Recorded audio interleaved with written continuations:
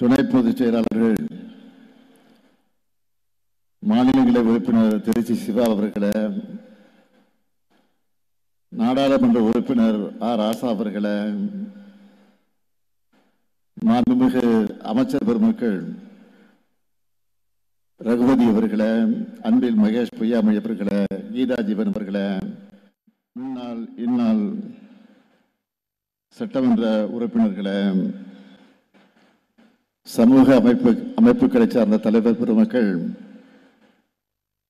திரு R Viswanathan அவர்களை, திரு K Selvakumar அவர்களை,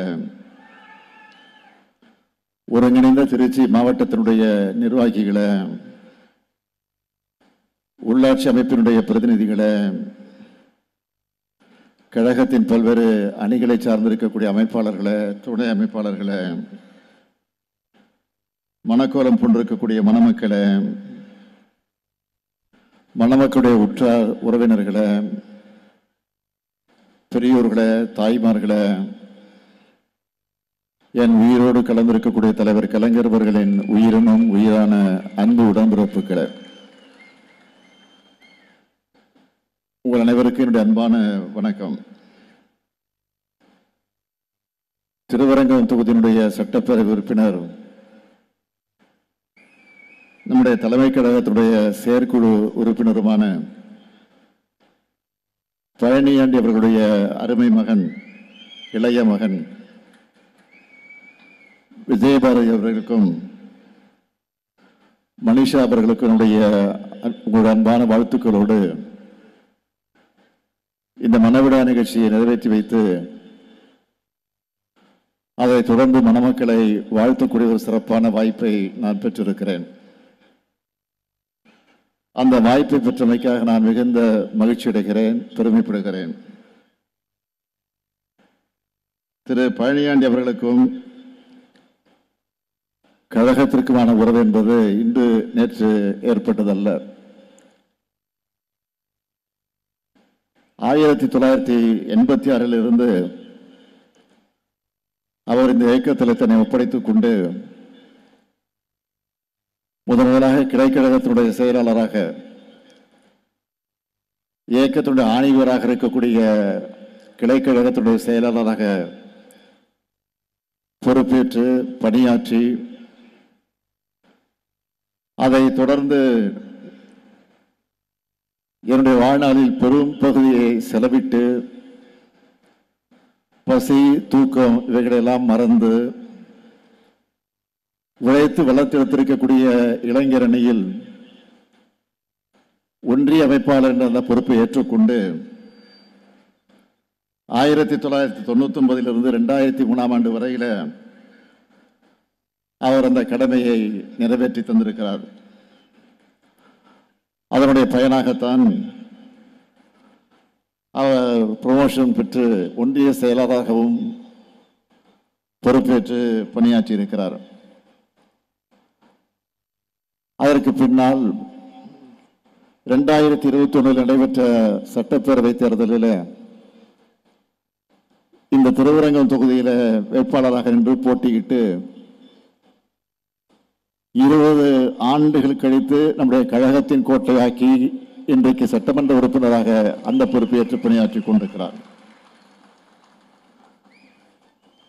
அவரே சொன்னார், நன்றி உரையாற்றுவது குறிப்பிட்டு சொன்னார். அவருடைய திருமணத்தை, பழனியாண்டியனுடைய திருமணத்தை 1993 ஆண்டு நம்முடைய முத்தமிழறிஞர் தலைவர் கலைஞர் அவர்கள் தான் நடத்தி வைத்திருக்கிறார்கள். அதேபோல் 2010 ஆண்டு நான் துணை முதலமைச்சராக பொறுப்பேற்றதற்கு பின்னால், துணை முதலமைச்சராக அந்த பொறுப்பேற்று பணியாற்றிய நேரத்தில் அவருடைய சகோதரருக்கு, பழனியாண்டினுடைய சகோதரருக்கு என்னுடைய தலைமையில் திருமணம் நடந்திருக்கிறது. அதற்கு பின்னால் 2021 ஆண்டு முதலமைச்சராக பொறுப்பேற்றதற்கு பின்னால் பழனியாண்டி அவருடைய மூத்த மகன் திருமணத்தையும் நான் தான் நடத்தி வைத்திருக்கிறேன். இப்போதைய இளைய மகனுக்கும் நான் தான் நடத்தி வைத்திருக்கிறேன். ஆக இந்த வரலாற்றை எல்லாம் பார்க்கிற போது அவருடைய இல்லத்தில் நடைபெறக்கூடிய இன்னும் நடைபெறவிருக்கக்கூடிய திருமணங்கள் ஏராளமாக இருக்கிறது. அந்த திருமணங்களுக்கு நான் தான் வருவேன் என்ற நம்பிக்கை எனக்கு நிரம்ப இருக்கிறது.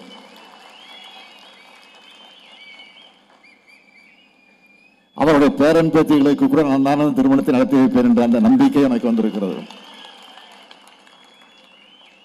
இப்படி இந்த குடும்பத்தில் ஒருத்தரா தொடர்ந்து பங்கெடுத்து அவருடைய இல்லத்தில் நடைபெறக்கூடிய இந்த நிகழ்ச்சிகளுக்கு உரிமையோடு உணர்வோடு நான் பங்கேற்று மணமக்களை வாழ்த்த வந்திருக்கிறேன். இப்படியான சகோதர பாச உணர்வோடு தான் 75 ஆண்டு காலமாக இந்த இயக்கத்தை பேரறிஞர் அண்ணா அவர்களும் தொடர்ந்து தலைவர் கலைஞர் அவர்களும் அதற்கு பின்னால் அவருடைய வழியில இப்போது நானும் நடத்தி கொண்டு இருக்கிறேன். நீங்கள் ஒன்று கூர்ந்து கவனிக்கலாம். எப்பொழுதுமே திராவிட முன்னேற்ற கழகத்தை சார்ந்தவர்கள் முன்னோடிகளாக இருந்தாலும் தளபதிகளாக இருந்தாலும் செயல் வீரர்களாக இருந்தாலும் அவர்கள் கழகம் என்று மட்டும் சொல்வது கிடையாது, இயக்கம் என்று கூட அடிக்கடி சொல்வது உண்டு. இயக்கம் என்று சொன்னால் நமக்கு ஓய்வே இல்லை என்பதுதான் இயக்கம். இந்த 75 ஆண்டு காலமும் ஆட்சியில் இருந்தாலும் இல்லை என்று சொன்னாலும், அது தேர்தல் சமயமாக இருந்தாலும் இல்லை என்று சொன்னாலும், எப்பவுமே நம்முடைய இயக்கம் நின்றது கிடையாது. சின்ன சின்ன தடைகளை பார்த்து கூட தேங்கி நின்றுட்டா அது தேக்கம். ஆனால் ஏங்கிக் கொண்டே இருந்தால் அது ஏக்கம். இப்படி சுறுசுறுப்பாக இருக்கிற காரணத்தால் தான் நம்முடைய கட்சி இன்றைக்கும் சீர்நிலைமையோடு கம்பீரமாக நடைபெற்றுக் கொண்டிருக்கிறது. நம்மெல்லாம் எவ்வளவு ஆக்டிவா இருக்கணும் உங்களுக்கெல்லாம் நல்லா தெரியும். உதாரணத்துக்கு சொல்லணும்னா, சில மாதங்களாக நான் அறிவாலயத்தில் இருந்து கொண்டு உடன்பிறப்பே வா என்ற தலைப்பின் கீழ் ஒவ்வொரு சட்டமன்ற தொகுதியில் இருக்கக்கூடிய நிர்வாகிகளை எல்லாம் அழைத்து தனித்தனியாக 1 to 1 என்று சொல்வார்களே, தனித்தனியாக தொகுதி வாரியாக அந்த நிர்வாகிகள் எல்லாம் அழைத்து நேர்காணல் நடத்தி கொண்டிருக்கிறேன், ஆய்வு செய்து கொண்டிருக்கிறேன். அப்படி ஆய்வு செய்கிறத வெளிப்படுத்தக்கூடிய மகிழ்ச்சிய நம்பிக்கைய நான் தெம்பா பணியாற்ற எனக்கு அதற்கு ஊக்கமாக வந்து கொண்டிருக்கிறது, இருந்து கொண்டிருக்கிறது. இதுவரையில ஏறக்குறைய ஒரு 80 தொகுதிகளை முடிச்சிருக்கிறேன். விரைவில் 234 தொகுதியில நான் முடிப்பேன் என்ற நம்பிக்கை எனக்கு, அதை முடித்தே தீருவேன். அது ஒரு பக்கம். 2021 ஆட்சிக்கு வந்த பிறகு நீங்கள் கவனித்து பார்க்கலாம். ஒரு பக்கம் ஆட்சி பணி, அரசு விழாக்கள், சுற்றுப்பயணங்கள், நாள்தோறும் புதிய புதிய திட்டங்கள் என்ற அறிவிப்பு, இது ஒரு பக்கம். அதே போல கட்சி பணி என்று எடுத்துக்கொண்டால், உதாரணத்துக்கு சொல்லணுமா, நேற்று ஞாயிறு அன்றைக்கு நேற்று ஞாயிற்றுக்கிழமை காலையில் மாவட்ட செயலாளர் கூட்டம் காணொலி காட்சி மூலமாக நடத்தினேன். அதற்கு பின்னால வாக்காளர் திருத்த பட்டியல் பணிகளை பற்றி நடைபெறவிருக்கக்கூடிய SIRக்கு எதிரான அந்த பிரச்சனை, நாளை தினம் நாம் நடத்த இருக்கக்கூடிய கண்டன ஆர்ப்பாட்டம் SIR கண்டிச்சு, ஆக அதை பற்றி எடுத்து சொல்வதற்காக நேற்றைக்கு மாவட்ட செயலாளர்கள் கலந்து பேசினேன். அதை எப்படி நடத்த வேண்டும் என்று நம்முடைய கூட்டணி கட்சி சார்பில் நடத்த இருக்கக்கூடிய அந்த ஆர்ப்பாட்டத்தை சிறப்பாக நடத்திட வேண்டும் என்று அறிவுறுத்தி இருக்கிறேன். அது மட்டும் இல்ல, நேற்றைக்கு நீங்கள் வீடியோ பார்த்திருப்பீங்க, டிவிலாம் பார்த்திருப்பீங்க.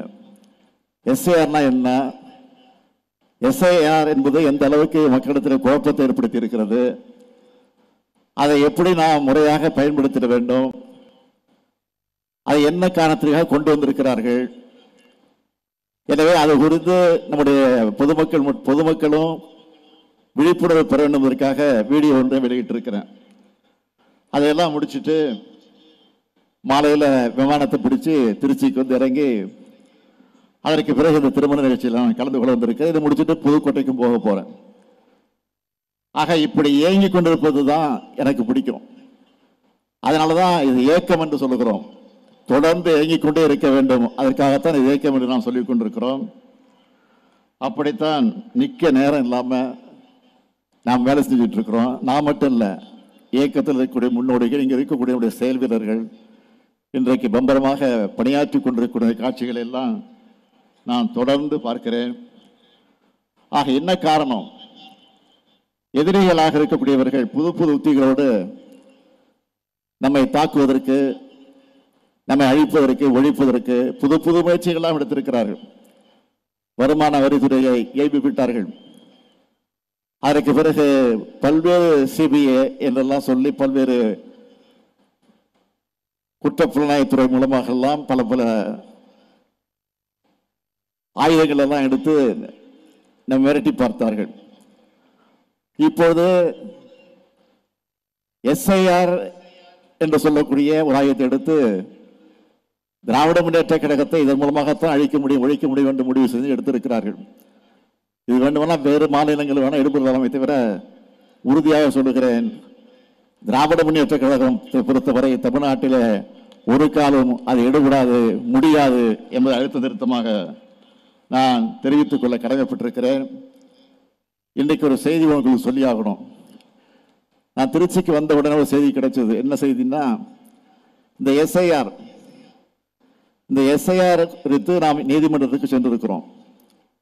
விரைவில் வர இருக்கிறது, அந்த பிரச்சனை வர இருக்கிறது. 11ஆம் தேதி நாளை தினம் நாம் நடத்த இருக்கக்கூடிய ஆர்ப்பாட்டம் அன்றைக்கு உச்ச நீதிமன்றத்தில் அந்த பிரச்சனை வர இருக்கிறது. நேற்று திடீரென்று அதிமுகவின் சார்பில் உச்ச நீதிமன்றத்துக்கு போய் திராவிட முன்னேற்ற கழகம் வழக்கு போட்டிருக்கக்கூடிய அதில் எங்களை சேர்த்துக் கொள்ள வேண்டும் என்று திடீரென்று போய் ஒரு மனு தாக்கல் செஞ்சிருக்கிறாங்க. நான் கேட்குறேன், உங்களுக்கு உள்ளபடியே அதில் அக்கறை இருக்கும் என்று சொன்னால், அதில் நீங்கள் உங்களுடைய எதிர்ப்பை தெரிவிக்க வேண்டும் என்று சொன்னால் முன்கூட்டியே போட்டிருக்கணும். ஆனால் திடீரென்று போடுவதற்கு என்ன காரணம்? இதை நீங்கள் யோசித்து பார்க்கணும். அந்த எஸ்ஐஆரை அவர்கள் ஆதரித்துக் கொண்டிருக்கிறார்கள். இன்றைக்கு பிஜேபியோ அல்லது தேர்தல் ஆணையமோ எதை சொன்னாலும் ஆதரிக்கிற நிலையில் தான் இன்றைக்கு இருந்து கொண்டிருக்கிறார்களே தவிர, இன்றைக்கு அடிமையாக இன்றைக்கு இருந்து கொண்டிருக்கிறார்களே தவிர அவர்கள் அதை எதிர்ப்பதற்கு துணிச்சல் இல்லை.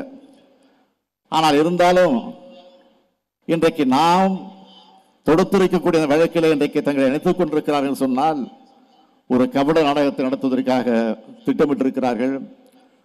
அது மட்டும் பிஎல்ஓ என்பது அங்க இருக்கக்கூடிய அரசு ஊழியர்களை வைத்துக் கொண்டு அந்த பணிகளை செய்வது. BLA-2 என்பது கட்சியை சார்ந்த பிரதிநிதிகள் மூலமாக நாம் நியமிக்கிறவர்கள் BLA-2 என்று சொல்லுகிறோம். அவர்கள் அந்த பணிகளுக்கு துணை நிற்பார்கள், உதவி செய்வார்கள், அந்த அதிகாரிகளுக்கு துணை நின்று பணியாற்றுவார்கள். இதுதான் BLA-2 வேலை. அதை திராவிட முன்னேற்ற கழகத்தின் சார்பில் முறையாக நாம் போட்டு BLA-2 போட்டு அவர்களுக்கு பயிற்சி கொடுத்து என்னென்ன பணிகள்லாம் எப்படிலாம் செய்ய வேண்டும் என்பதெல்லாம் முறையாக பயிற்சிவித்து அவர்கள் நியமிக்கப்பட்டிருக்கிறார்கள். அப்படி நியமிக்கப்பட்டிருக்கக்கூடியவர்கள் தவறு என்று சொல்லி அதை நீக்க வேண்டும், அதை தடுக்க வேண்டும் என்று சொல்லி அந்த பிரேயரை அடிப்படையாக வச்சு அதிமுகவின் சார்பில் இன்றைக்கு நீதிமன்றத்தில் அவர்கள் தங்களை இணைத்துக் கொண்டிருக்கிறார்கள். இதுதான் உண்மை. ஆனால் அது எடுபடாது என்பதை மாத்திரம் இந்த நேரத்தில் நான் எடுத்து சொல்லி, ஆக டெல்லியில் இருக்கக்கூடிய பிக் பாஸுக்கு நம்முடைய பழனிசாமி அமாவாசாமி போட்டுத்தான் ஆகணும். ஆனால் அதையும் தாண்டி இன்னொரு காமெடி இன்றைக்கு பண்ணியிருக்கிறார். அதுதான் உண்மை. இதையெல்லாம் மக்கள் பார்த்து கொண்டு தான் இருக்கிறார்கள். அதே நேரத்தில் வர இருக்கக்கூடிய தேர்தலை ஒட்டி நம்முடைய பழனியாண்டி அவர்கள் இங்கே நன்றி உரையாற்றி அதற்கு பின்னால் பேசுவதற்கு முன்னாலே இங்கே தேர்தல் நிதியாக ஏறக்குறைய 50 லட்சம் ரூபாயை நிதியாக இங்கே தந்திருக்கிறார். உள்ளபடியே திராவிட முன்னேற்ற கழகத்தின் சார்பில் இது தேர்தல் நிதியாக முதல் அறிவிப்பாக இன்றைக்கு இந்த திருப்பரங்கம் தொகுதியிலிருந்து நம்முடைய பழனியாண்டி அவர்கள் தந்திருக்கிறார். நிச்சயமாக உறுதியாக இது ஒரு பெரிய வெற்றியை தருவதற்கான அறிகுறியாக இது அமைந்திருக்கிறது. ஆக 51 கோடியோடு நிச்சயம் நிற்க மாட்டார். தொடர்ந்து இன்னும் நாம் எதிர்பார்க்கக்கூடிய நிதியை அதிகமாக தருவார் நம்பிக்கை நிலைமை உண்டு. அதே நேரத்தில் இங்கே சமூக அமைப்பினுடைய தலைவராக இருக்கக்கூடிய கே செல்வகுமார் அவர்கள் இங்கே பேசுகிற போது தன்னுடைய சமுதாயத்தை குறிப்பிட்டு கடைகன் பார்வையை எங்கள் பக்கம் திருப்ப வேண்டும் என்று சொன்னார். கடைகன் பார்வையில் எல்லா பார்வையும் உங்கள் பக்கம் திரும்பவும், அதில் எந்த சந்தேகப்பட வேண்டிய அவசியம் இல்லை. இந்த திராவிட மாடல் ஆட்சியை பொறுத்த வரைக்கும் உறுதியாக தொடக்கத்திலிருந்து நாங்கள் சொல்லுகிறோம், இன்றைக்கும் சொல்லிக் கொண்டிருக்கிறோம். எல்லாருக்கும் எல்லாம், எல்லாருக்கும் எல்லாம் என்கிற தலைப்பில் தான் இந்த ஆட்சி நடந்து கொண்டிருக்கிறது தவிர யாரையும் விட்டுவிட மாட்டோம். இந்த திராவிட மாடல் ஆட்சி தந்தை பெரியார், பேரறிஞர் அண்ணா, தலைவர் கலைஞர் வழி நின்று நடைபெற்றுக் கொண்டிருக்கக்கூடிய ஆட்சி இந்த ஆட்சி. ஆக இந்த ஆட்சிக்கு நீங்கள் என்றைக்கு துணை நிற்க வேண்டும் என்று நான் கேட்டுக்கொண்டு, இங்கே மகிழ்ச்சி கடலில் மணவிழா கண்டிருக்கக்கூடிய மணமக்களை அன்போடு கேட்டுக்கொள்ள விரும்புவது, உங்களுக்கு பிறக்கக்கூடிய குழந்தைகள் அது ஆணாக இருந்தாலும் பெண்ணாக இருந்தாலும் அழகான தமிழ் பெயர்களை சூட்டுங்கள் என்ற அந்த கோரிக்கையை உரிமையோடு இங்கே எடுத்து வைத்து, புரட்சி கவிஞர் பாவேந்தர் எடுத்து வைத்திருக்கக்கூடிய வீட்டிற்கு விளக்காய் நாட்டிற்கு தொண்டர்களாய் மணமக்கள் வாழுங்கள் வாழுங்கள் வாழுங்கள் என்று வாழ்த்தி விடைபெறுகிறேன். நன்றி, வணக்கம். உடனுக்குடன் செய்திகளை தெரிந்து கொள்ள சன் நியூஸ் பெல் ஐகானை கிளிக் பண்ணுங்க.